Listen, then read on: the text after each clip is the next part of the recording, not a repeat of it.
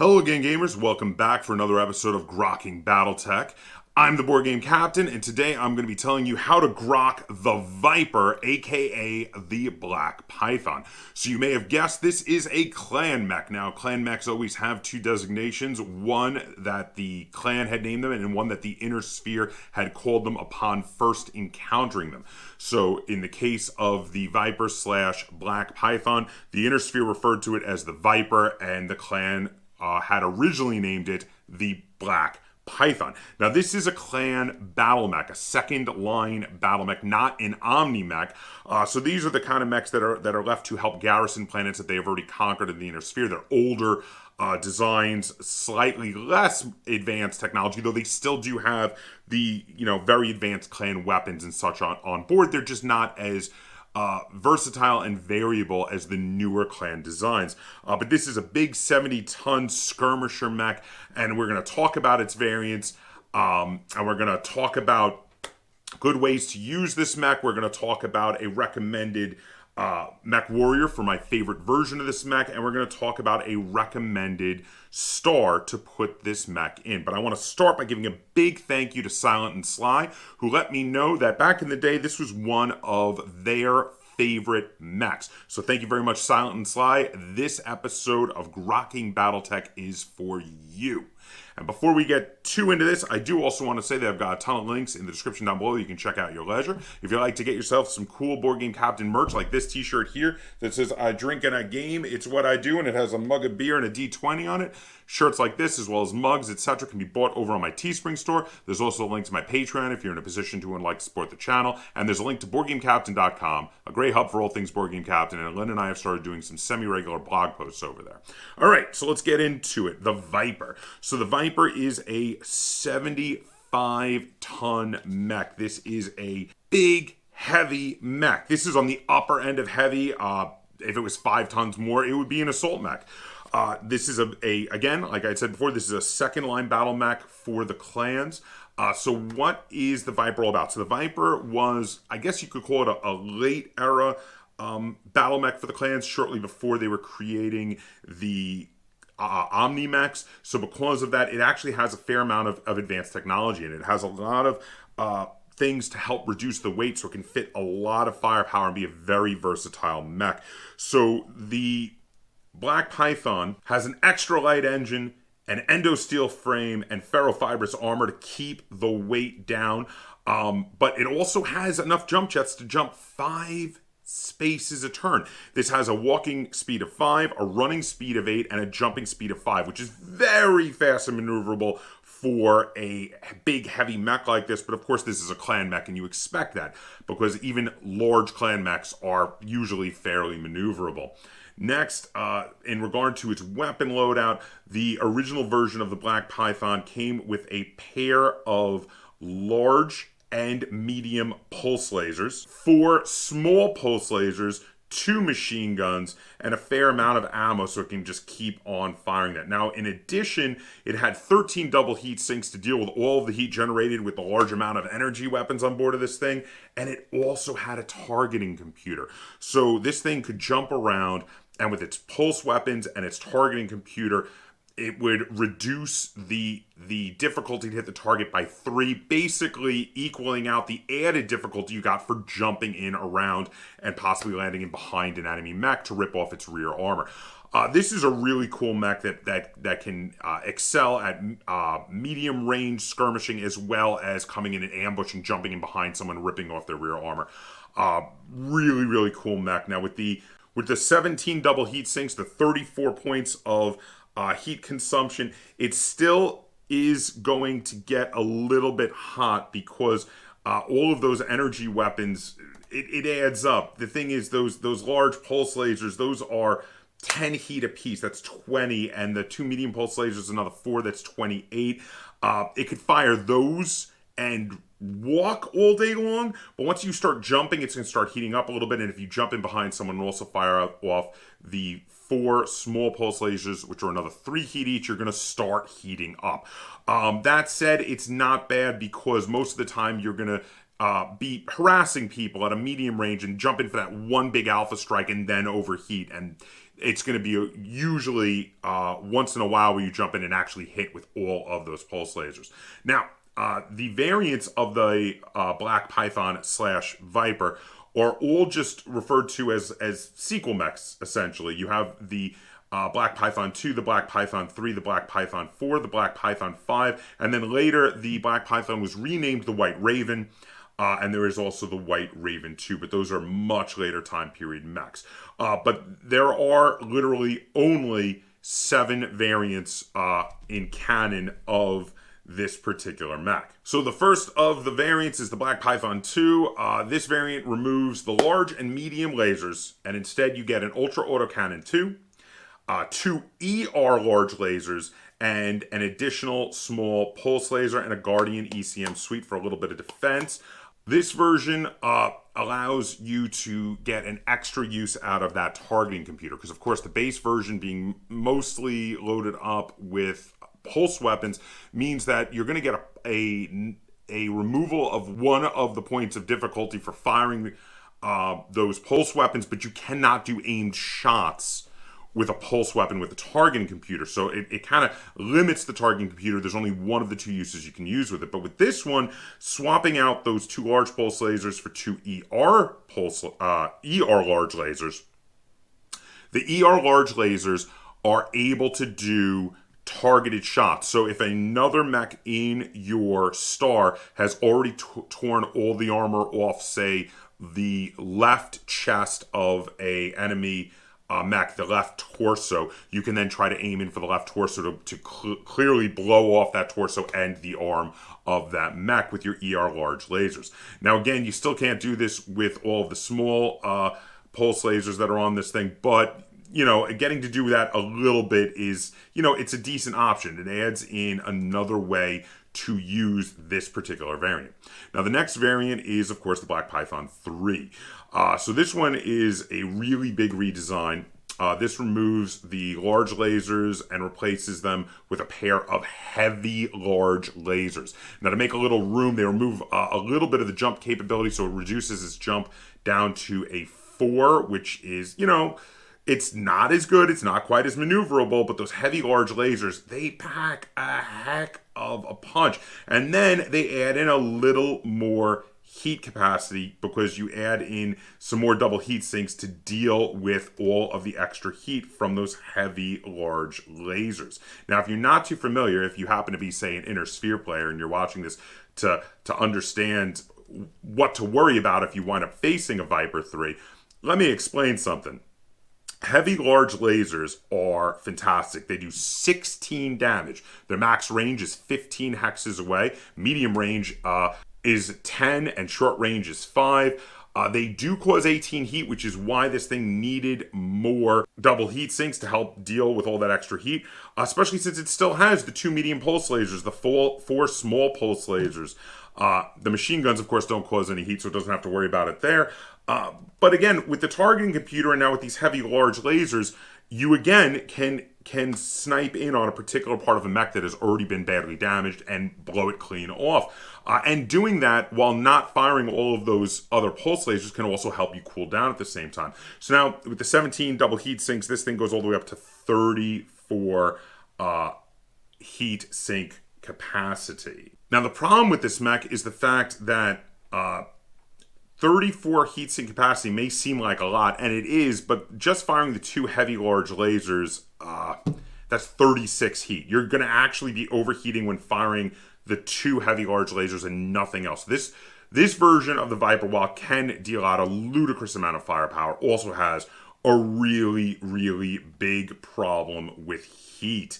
So that is a bit of an issue. Now the next version, the Viper Mark IV, gets rid of the machine guns, puts in some ER medium lasers, and ups the double heat sinks to 18 so that it has a total of 36 heat capacity, which means it can just barely fire those 2 heavy large lasers, because otherwise it keeps the same weapon loadout as the last version. You can just fire those and walk and only overheat by 1 point. But again, it's still got a real heat problem, because if you want to jump and you want to fire some of those pulse lasers, you are going to be heating up, and you're going to be heating up fast. It can become a real problem really quickly with this particular version. The next version, the Black Python 5, allows you to have 2 ERPPCs and a Gauss rifle. Now, all 3 of those weapons do 15 damage at incredible ranges. So this one really gets to take advantage again of the targeting computer, because it can scope all 3 of those in, and it uses some more advanced tech to be able to fit all that on its chassis. Really good for long range, reaching out and touching someone, turning this version of the Viper / Black Python into a sniper mech. Now, the White Raven, the first version to have the newer name when it's changed over, the White Raven uses some upgraded technology to fit in a lot more weapons. It's got 14.5 tons of ferro-lamellar armor. It also has 2 ER large lasers, 2 medium pulse lasers, 4 ER small lasers, and 2 anti-personnel Gauss rifles. Again, still with the targeting computer, and 16 double heat sinks. And then the White Raven 2 has a double XL engine, improved jump jets, has 2 ER small lasers in each arm, a large pulse laser in each side torso, and 2 medium pulse lasers in the center torso, 10 double heat sinks, but takes a downgrade to having standard armor instead of the ferro-lamellar armor. Now, the White Ravens are a much later time period version of the Black Python / Viper, so I don't usually play in those time periods. They're very interesting, but I usually like to focus in on earlier time period. So now let's talk about a custom variant to the Black Python / Viper that I would make. Specifically, I wanted to do a variant that could become more of a sniper mech to get better use out of the targeting computer, but in an earlier time period. I wanted to do it in the Clan Invasion time period, so I used only Clan Invasion time period tech to make my version of the Black Python, which is the Black Python KIWF1, of course, redesigned by my own personal mech design firm, KIWF, named after the last names of its 4 founders, but of course affectionately nicknamed Kill It With Fire by their fans. Now, obviously, this design firm seems to have been doing some down low designs for the clans, because usually they only do redesigns for the inner sphere.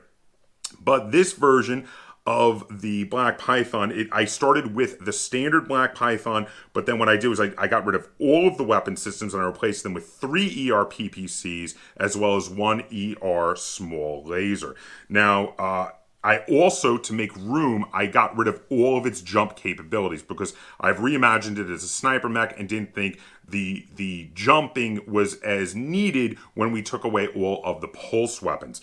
We also, because we took out all of the jump jets, were able to fit 1 each of the double heat sinks in the legs, so we can do the age-old trick of wading into the water to get some extra heat sinking out of the heat sinks. Now, I gave it 21 double heat sinks for a total of 42 heat sinking capacity.